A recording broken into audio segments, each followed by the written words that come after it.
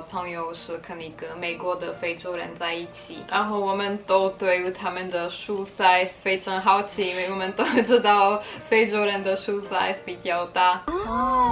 然后对于亚洲人的shoe size 也有一些偏见。大家问我的朋友，她的男朋友的shoe size 是不是很大，然后他就回答。然后也有很多人问我小王八的shoe size 是怎么样的，然后我也回答。朋友们好，我是 Bob Mattia。Hello， 大家好，我姓王，你们就叫我小王吧。今天跟你们说一下跟毛妹同居需要准备什么。第一，需要准备 chewing gum， 还有营养快线。所以首先我们来回答一些关于跟外国人同居的问题。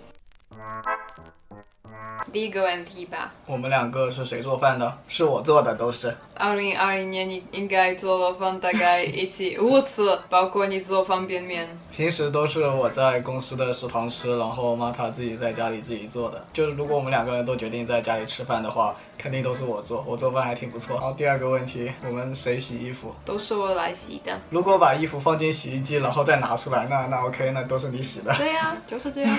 下一个问题吧。我们两个是谁打扫房间的？都是我打扫的。你摸着你的良心说都是你打扫的吗？啊？有50%是你打扫的吗？每次都是我打了你以后你才去打扫，所以这个不算。啊，这个太过分了。我们什么时候开始同居的？去年夏天开始同居的，然后因为我在上课，所以我每周都回来学校。但是因为新型肺炎的原因，我现在4个月一直在这里吧。其实严格来说，我们大学就已经开始同居了。那时候我是住在他的宿舍，因为他在复旦大学的时候是单人间的，就差不多是那种套房，就是有4个房间，然后加上一个客厅，然后2个洗手间这样子的房间。那时候是我生命当中最快乐的一段时光了。是吗？我那时候超级不开心，因为我的床就大概这么小的，然后就因为你的原因，我就睡超级不舒服。这个不是有利于我们感情。其实小王八很厉害，因为他进去我的宿舍1年，然后阿姨完全没有发现，在复旦的时候。这种行为是非常不好的，是违反学校纪律的。对啊，是这样的。我现在想起有这种行为，我感觉非常的后悔。大家千万不要学习我。OK， 那你就跟大家分享一下你那时候是怎么偷偷进去我的留学生宿舍。那时候毛妹给了我一张门禁卡，然后她自己又去补了一张，那个叔叔阿姨就看一眼就行了。然后他们一开始的时候就问了我一次，问我是哪里来的，然后我就说I'm from Cambodia， 一个亚洲的小国家。再说一句我家乡话，反正他们也听不懂，然后他们就以为是坎波迪亚语了。我就说跟年年都真的好，然后他们就hello， 然后就让我进去了，然后我就这样进去出去1年，然后他们都以为我是外国人。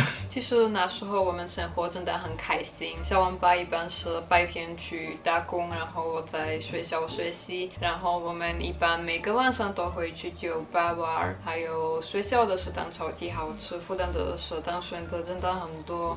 你也利用了我的卡吃软饭。对啊，我觉得那时候主要是还没有毕业，所以压力比较小，就不像现在一样，已经开始有了生活的压力。我没有毕业，但是我还是有压力，你是我的压力。而且虽然说可能客观上来说，现在我的生活比大学的时候好一些，因为我现在有工作，然后钱比大学的时候多得多，然后住的房间也比宿舍好得多了。但是我还是觉得那个时候更加开心，因为我发现幸福来自于比较。那时候我的同学还在住在大学宿舍，跟4个男的挤在一个房间。虽然说我的大学同学还都挺好的，就宿舍里面也没有奇葩，大家都挺有素质的。但是呢，如果让你选4个男的和毛妹，你选跟哪一个住？当然是4个男的。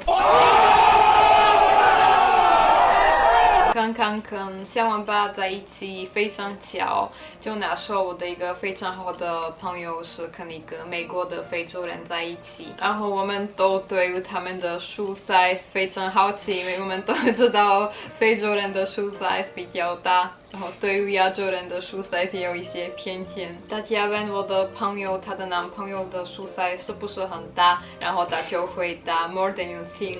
然后也有很多人问我小王八的shoe size 是怎么样的，然后我也回答 more than you think。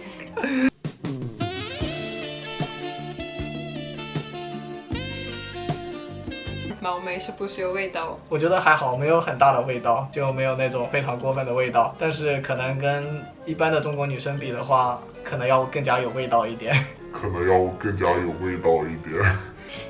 所以谢谢你们看到这个视频，然后如果喜欢这种内容，不要忘记点3连，然后不要忘记关注我一下。谢谢你们，爱你们，下一次见，拜拜。